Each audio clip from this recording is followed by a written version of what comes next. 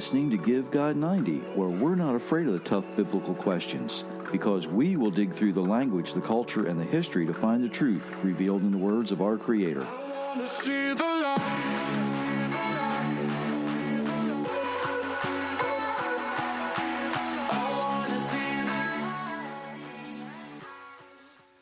Hello, everyone. Thank you for letting us share part of your day. My name is Jerry Mitchell, your host for Give God 90. Sitting next to me is the lovely Myra. Hi, everyone. I got a good look out of that one, didn't I? You never know how I'm going to introduce you, do you? No, I don't. For everyone who has been faithful listening to us, we appreciate it. For the new folks, we appreciate you as well, wherever you are in the world and whenever you are in the world. We have just a lot of folks from all over that check us out and check in. If you would like to leave us a message and you have a free Spreaker account, you can do that. All you have to do is, there's a little, like a message bubble looking thing on the players, and you just tap that and leave us a message. We're on just about every podcast platform out there, so it's pretty easy to find us. If you want to actually contact us privately, you can do that. And just go to givegod90.com, and there's a contact page there. It gives you can send us an email, you can send us a snail mail, you can get up with us all kinds of ways. Look for us on your favorite social media. It will either be under Give God 90 or it may be under my name, Jerry Mitchell. It just kind of depends on which one it is, really. Because some places let me have a separate page or a group, and other places tell me I have to do it through myself. So we're there. If you're looking for a way to help folks, let us know that, and we can put you in contact with some folks that are looking for help as well. Did you have a question? Tell people with phones how to access the bubble so they can chat. Well, they know if they've got to. No, they don't know. Okay, depending on which platform you're using, some you actually have to open the access page for it. With your cell phone, sometimes there's a spot in the bottom that gives the title of the message for tonight. If you just touch on that, then it'll bring you to a spot where you can find the bubble in the right-hand corner in the bottom. Well, some of them are on the left. It just or depends. some is, yeah. I said. Yeah. So, but, just get up with us. We'll figure it out. I lost my train of thought where I was going for a moment there. The books. Oh, yes. If you're looking for some special reading, there's a couple of books out already. Tradition to Truth and God's Universe, God's Rules. Highly recommended by me. If you're new, I always take a few minutes and let people kind of find their way in here, because it is a lot more fun when you do this live and we get some interaction. So, go ahead and, give us the message. We appreciate it.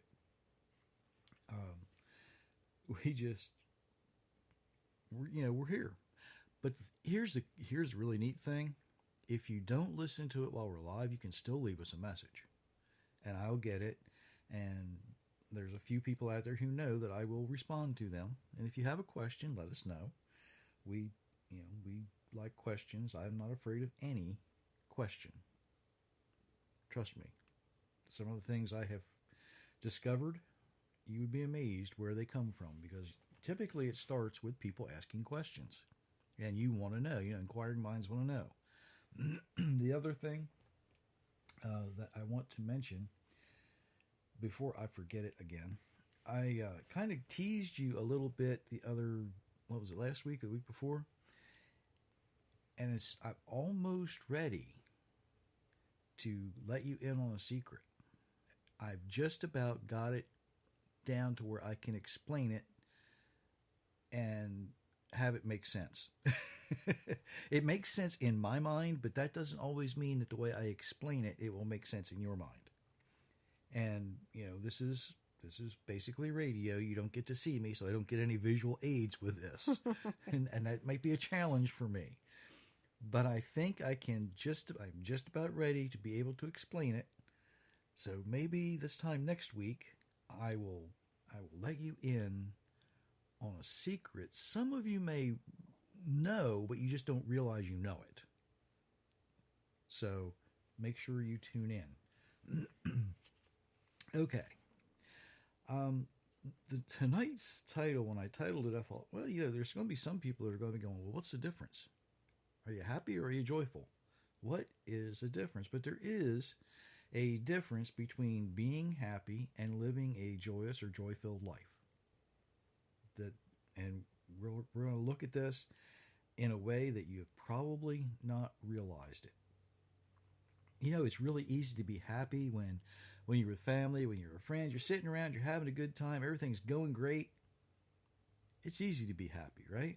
But it's not so easy to be happy when you're sick or when you're hurting, when you're grieving, when you're being persecuted, when somebody's challenging you.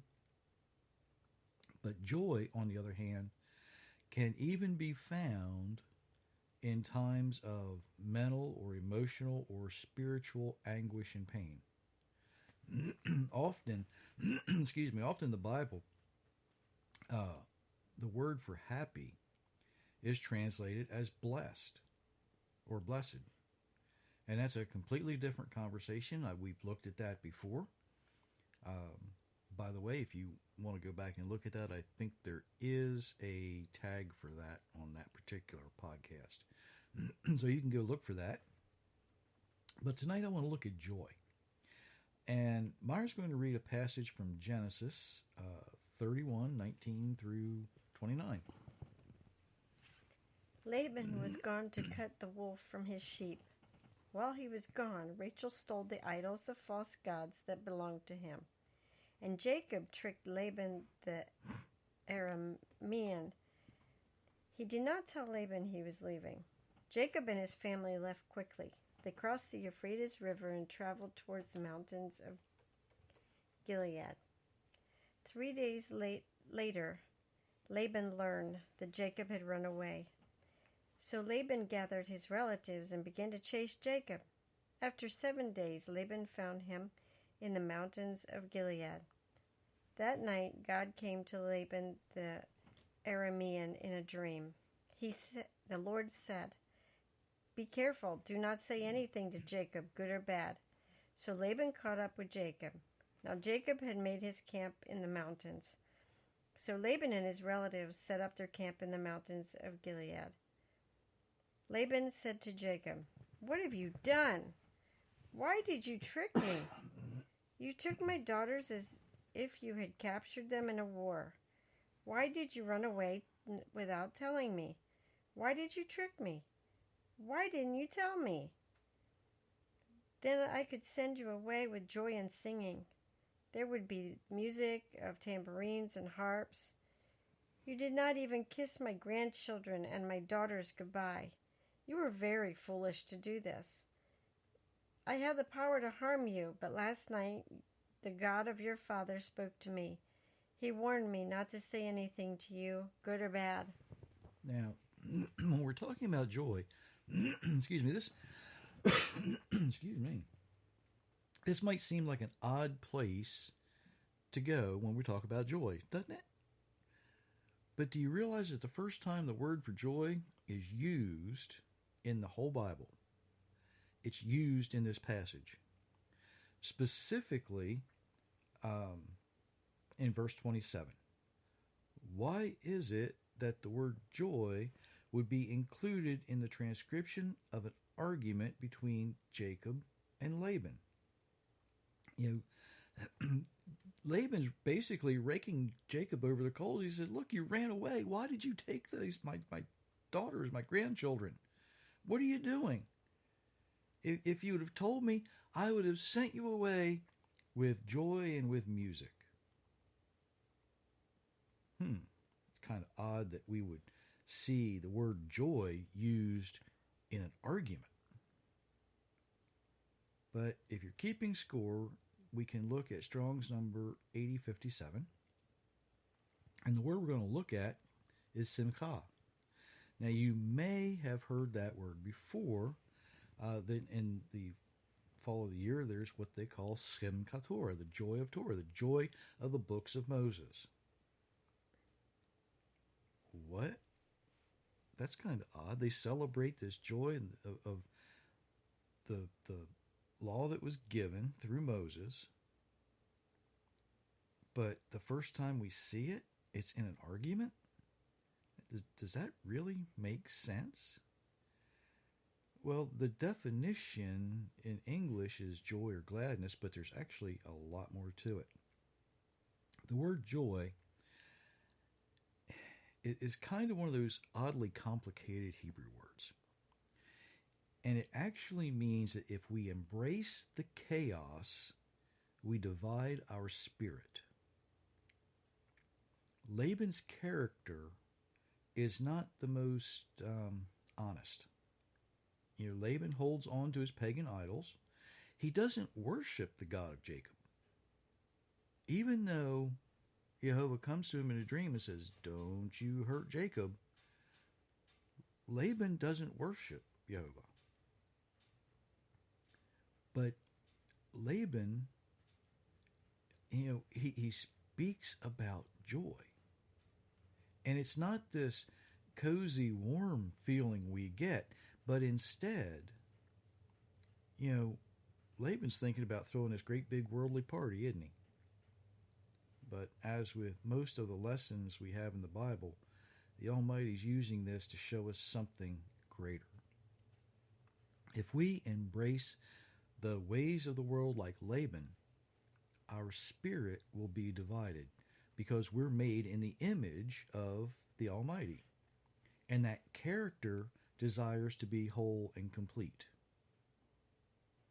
That's one reason that when we do, maybe we do something we know God wouldn't approve of, some people might say, well, it's your conscience talking to you. That's your conscience bothering you. You did something, didn't you? Well, guess what? It's not your conscience. It's actually our spirit fighting to remain whole and not become divided. Now, Paul tries to explain this sort of in not a very good way if you look at Romans 7:15 and 16. I do not understand the things I do. I do not do the things I want to do. I do the bad things that I hate to do. And if I do not do the bad things I do, then that means that I agree that the law is good. See, I told you he doesn't do a really good job explaining it. Even in the International Children's Bible, it's complicated. Paul struggles with explaining to the Romans that when we do something we know is going to make us uncomfortable, well, we're going to do it anyway. And our spirit is being divided. It's being ripped apart. Many of the people Paul were writing to, they spoke Hebrew. Paul went to the synagogues first. And in Rome, he went to the Jewish sectors of Rome. That's who he's writing to here. He's not writing to the people who weren't familiar with Jehovah and the ways of the Jews. He's writing to Jews, and he's trying to explain this to them. He's just doing a terrible job of it. Even when you realize what's being said and you struggle with it, that has moments where you finally, the little spark ignites something and you realize what's being said. The problem is with the way Paul's explaining it, some of the folks that he were writing to, just like we are today, they were so far removed from their monotheistic life that they, just like us, have trouble understanding a concept about what happens when our spirit divides. More bluntly, when we rip our whole spirit apart, it leaves room for those unholy spirits to move in.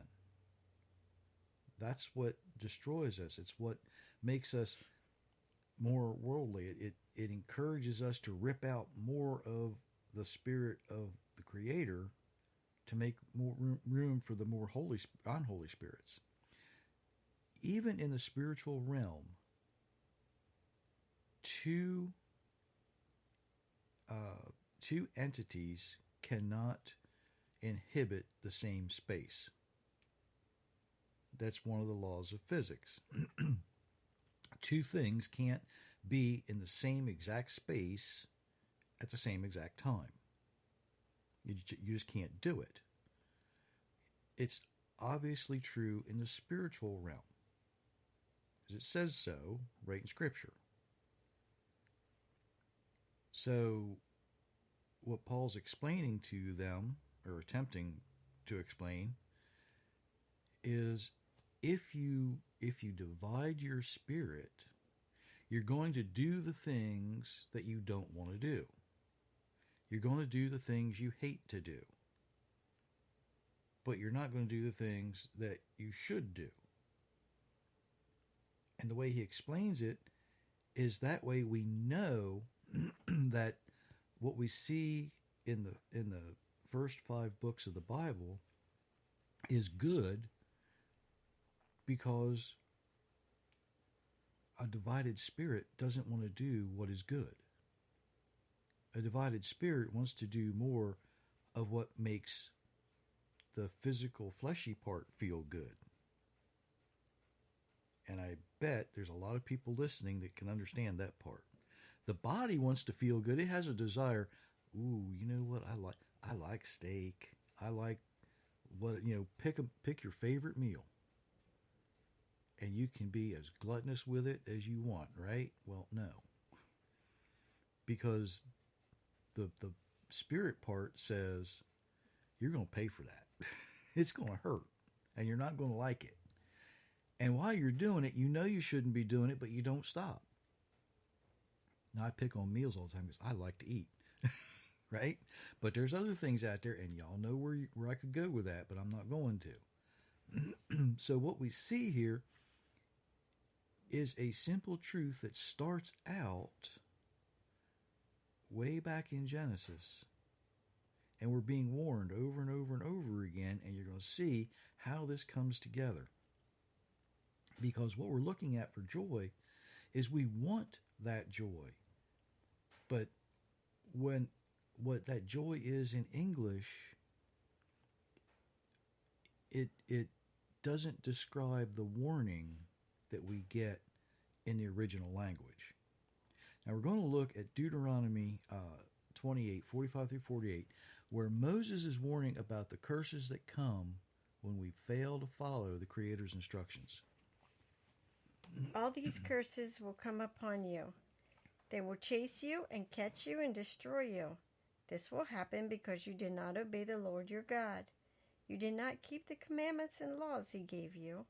The curses will be signs and miracles to you and your descendants forever. You had plenty of everything, but you did not serve the Lord your God with joy and a pure heart.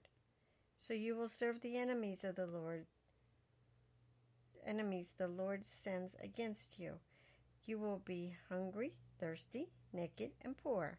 The Lord will put a load on you until he has destroyed you. So, again, we see the word joy is reminding us that if we embrace the chaos and evil, it divides our spirit. What happens when our spirit's divided? Well, it's much easier for us to sin, and we wind up hungry, thirsty, naked, and poor. That's pretty simple, right? Now, some of you might be saying, well, what about this person or what about that person? They're worth, billions of dollars, and they still Well, they might be worth billions of dollars, but what's that going to get them when they stand in judgment? We're all equal at that point as far as money goes, because money at that point isn't going to matter. What's going to matter is the way you lived your life. There's a familiar psalm. Psalm 30 verse 5 says, "His anger endures for a moment, but in his favor is life. Weeping may last all night, but joy comes in the morning." Now that you know what joy kind of means, and you have this concept that it reminds us not to embrace the things of the world, do you think that David would actually use the word joy in that verse? Well, actually, David never in any of the Psalms is the word for joy actually used by David. The word simcha does not occur in the Psalms. The word, happy's there. We'll see that in a second. But here's the thing. David, Solomon don't use the word, but they use something better, because there's no need to be reminded that our spirits can be divided here instead. David uses something better. He actually says some things here that are quite amazing. He says, the Creator's anger is short, but his favor for us and our lives, it lasts a long time. We might spend all night crying, or we might go through the dark times crying, but when the light comes, when morning comes, it's something better than joy. And the Hebrew word there is rinah, and it is a shout, but not just any shout. It's a rejoiceful, worshipful, praiseful, kind of like you would think in English today, where you stand up and shout hallelujah, kind of like that, but better. If you could think of one word that would describe everything that you could worship, praise, honor, glorify, it's that. If there would be a single word, and I'm not sure there is other than hallelujah, it's described in the way you deliver it as rinah. Did that make sense? Okay, so rinah is not the actual word that you would use, but that is describing what you would be doing. Okay? I said that right? Okay. So, hopefully you realize that joy is not that feeling of, warm, special contentment. Oh, I'm just so wonderful. Joy instead is a warning. Joy tells us that even though you might be going through something bad, if you don't embrace the chaos, your spirit will remain whole. The reminder in Psalm 30, verse 5, that the Almighty's righteous anger lasts only a short time. Our sadness, our sorrow, it goes away. There's no need to remind us about the chaos. That's why David uses something better. Because the point David is making is that even after you walk through the darkness, you come out, you can remain whole, you can remain complete. Solomon, when after the temple was built, as the ark is being brought into the temple for the first time, we look at 1 Kings 8. And this is just a short part of Solomon's prayer. But I think you get a feeling here of the difference between the feeling of joy and the praise, the worship, the exoneration that we see as Solomon just kind of, well, I'll let his words speak for himself as you read that. But God, can you really live here on earth? Even the sky in the highest place in heaven cannot contain you. Certainly this house which I have built cannot contain you either. Yet regard the prayer and plea of your servant, O Lord my God, so that you may hear the cry and the prayer that your servant is praying before you today. In the past you said, I will be worshipped there. So please watch over this temple night and day. Hear the prayer I pray to you here. Hear my prayers and the prayers of your people Israel. Please hear us when we pray facing this place. Hear us from your home in heaven, and when you hear us, forgive us. In verse 28, Solomon asks for the Almighty to hear his cry, his Rana. That's the verb that expresses it. And even Solomon doesn't quite have the words in this prayer to express it. He says, I'm not begging for anything. I am praising you. Hear my shout of praise. Hear my shout of worship. Hear my shout. Hear my cry. Hear what I'm doing. I'm worshiping you. I'm honoring you. I'm glorifying you. And why? So that you can watch over this temple day and night. Now, when we think about it that way, how many times have any of us listened to a prayer and it's been, Lord, you've got to do this. You just got to, you've got to.